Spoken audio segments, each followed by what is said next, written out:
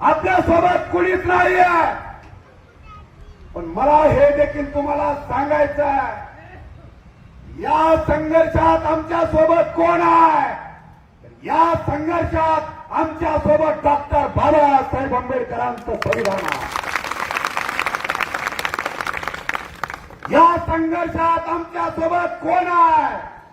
तर या संघर्षामध्ये भारताचं सर्वोच्च न्यायालय आमच्या सोबत आहे.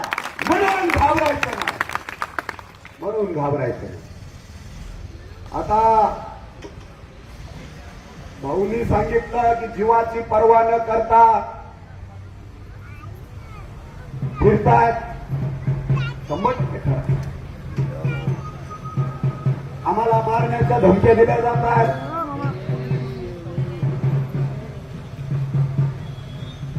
फेसबुक, इंस्टाग्राम वरती आम्ही मर्डर करू असं म्हणलं जात आहे. बीएसपीचे लोक कुणी इथं असतील तर त्यांनी हे सगळं माझं भाषण रेकॉर्ड करा. काही लोकांना महाराष्ट्रामध्ये दंगली घडवायच्या लक्षात घ्या. आरक्षण उपवर्गीकरणाच्या एकाही कार्यकर्त्याच्या केसाला जर धक्का लागला तर महाराष्ट्रात होत्याचं नव्हतं झाल्याशिवाय राहणार नाही.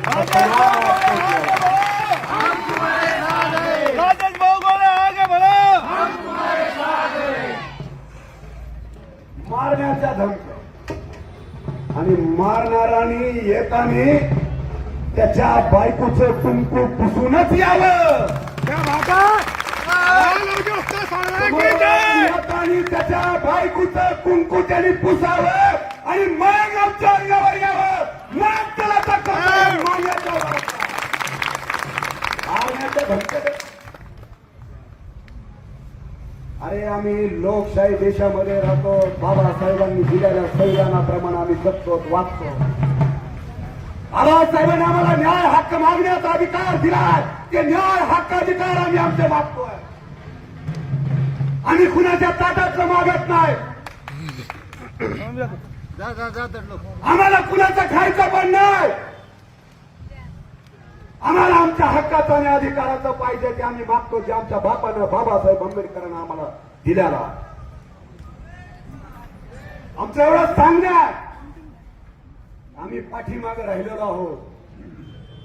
आमच्या समाजाचा विकास व्हायला पाहिजे, तो झालेला नाही.